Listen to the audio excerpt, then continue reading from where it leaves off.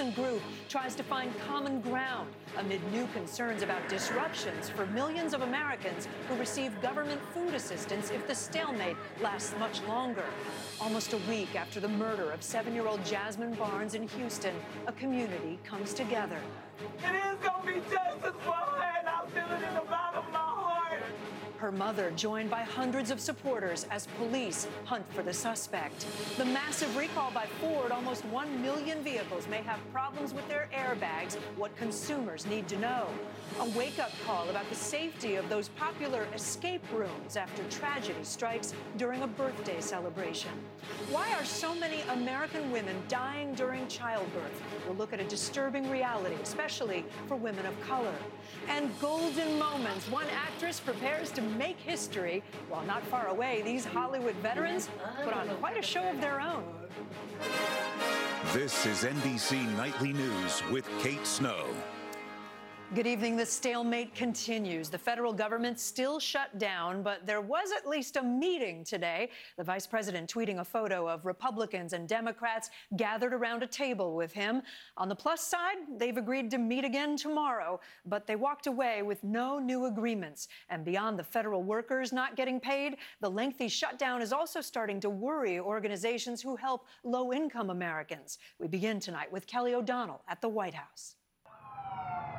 Rolling into the White House on this 15th day of a closed-for-business federal government. The vice president came to lead another round of border wall negotiations. Not seen, but tweeting, the president declared, "I am in the White House ready to go. Where are the Dems?" Democrats and Republicans were here, but the president did not take part himself. We put together a team of people that will work over the weekend. The vice president, Secretary Nielsen, advisor Jared Kushner met with Capitol Hill senior staff, not the elected leaders, for 2 hours. But no breakthrough. The president reacted. Not much headway made today. Though aides said the conversation was productive and they agreed to meet again tomorrow afternoon.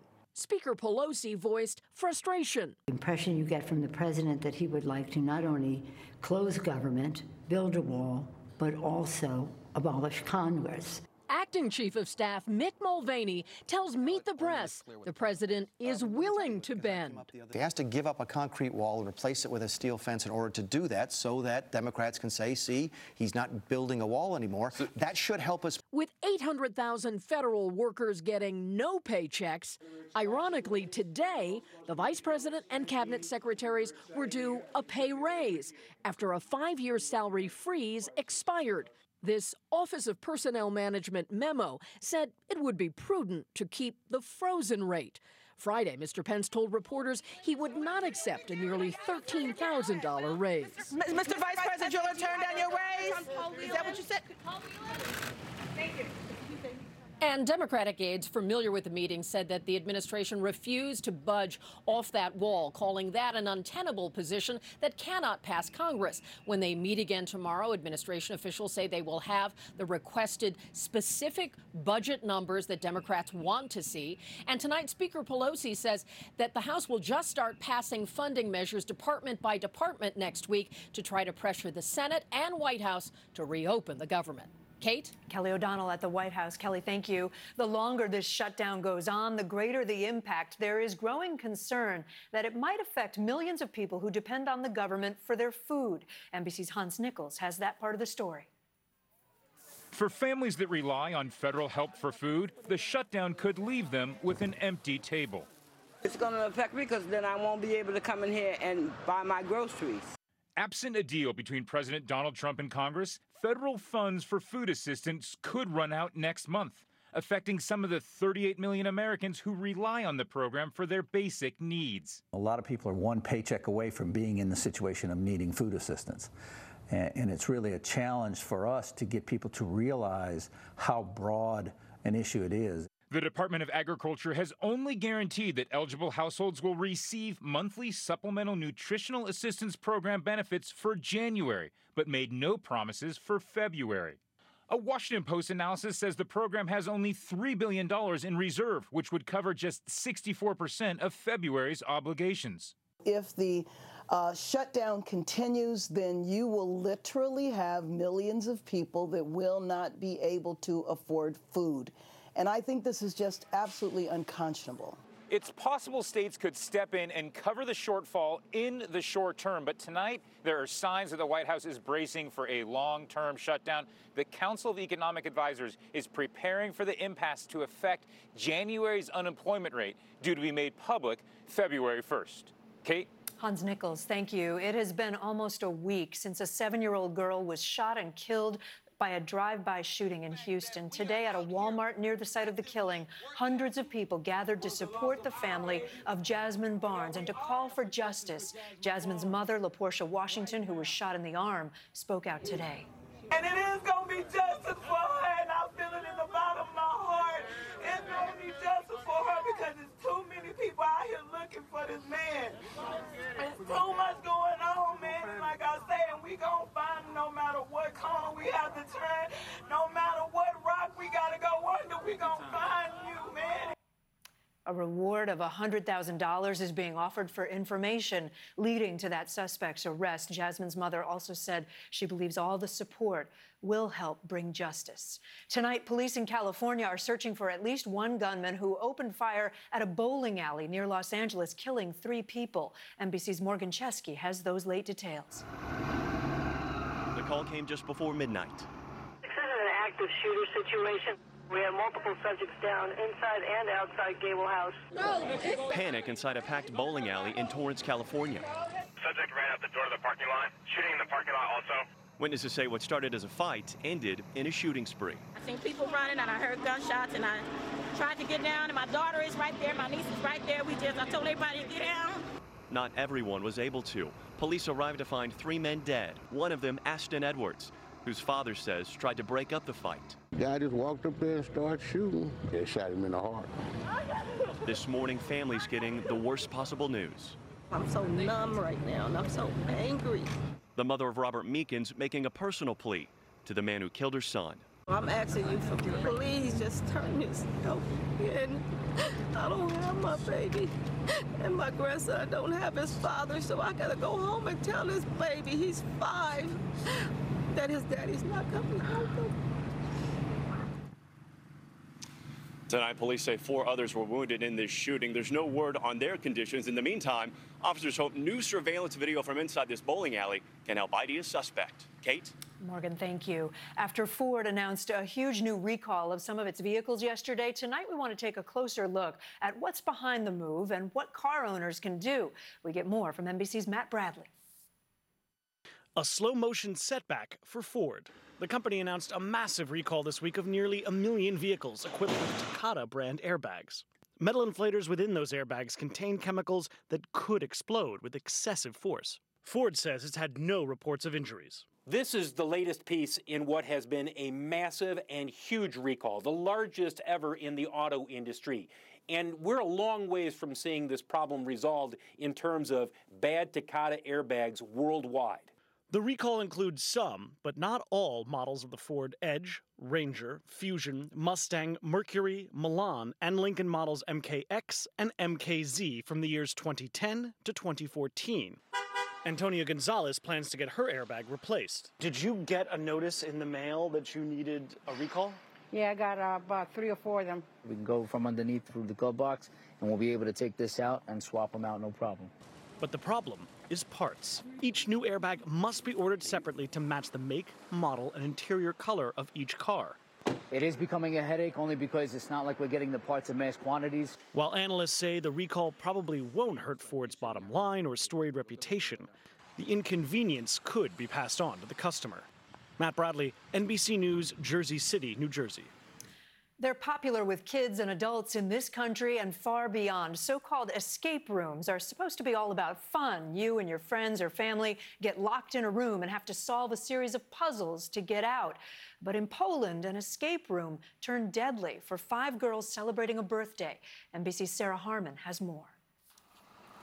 A birthday celebration turned into tragedy. 5 girls, all just 15 years old, found dead after a fire at this escape room in northern Poland.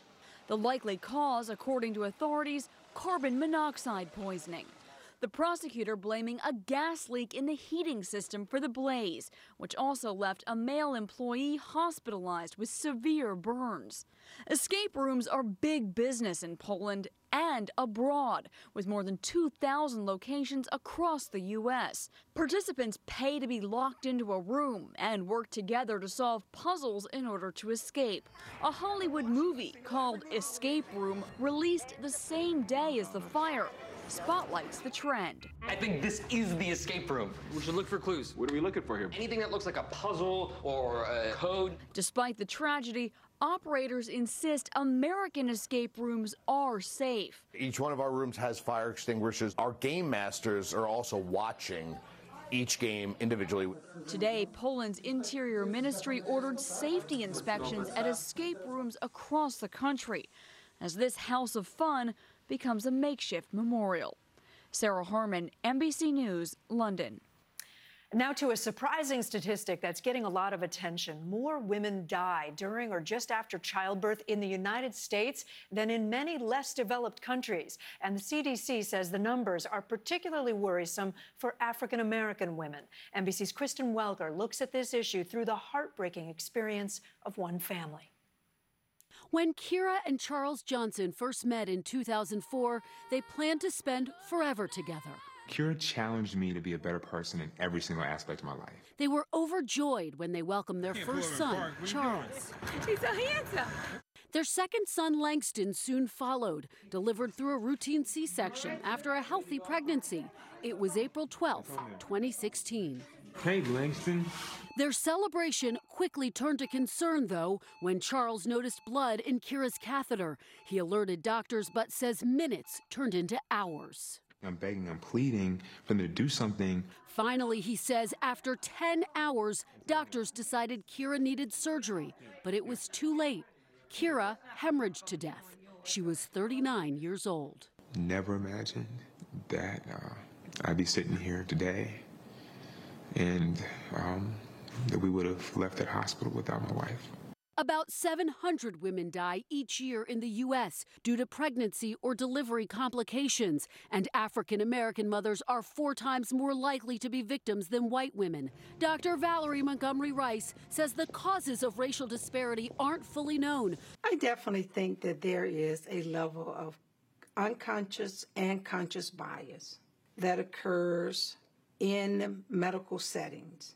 Charles Johnson has turned his tragedy into action, helping to pass the Preventing Maternal Deaths Act, which became law last year. It requires states to review every pregnancy-related death. Charles' other fight, making sure his boys remember their mother. The toughest question my sons have ever asked me is Mommy mad at me? Well, why won't she come home? His answer, Mommy is in heaven and loves you forever. I think Kira's legacy will be one of being able to show people that regardless of the circumstances, that love always wins. And Charles says his message to the medical community, listen to women when they say something doesn't feel right, Kate. It's so heartbreaking. What can hospitals do?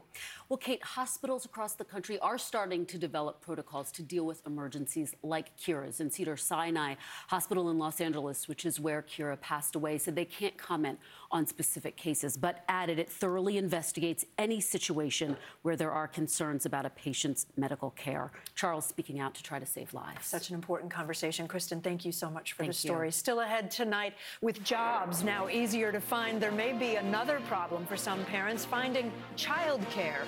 Also, veterans of the silver screen still going strong in their golden years.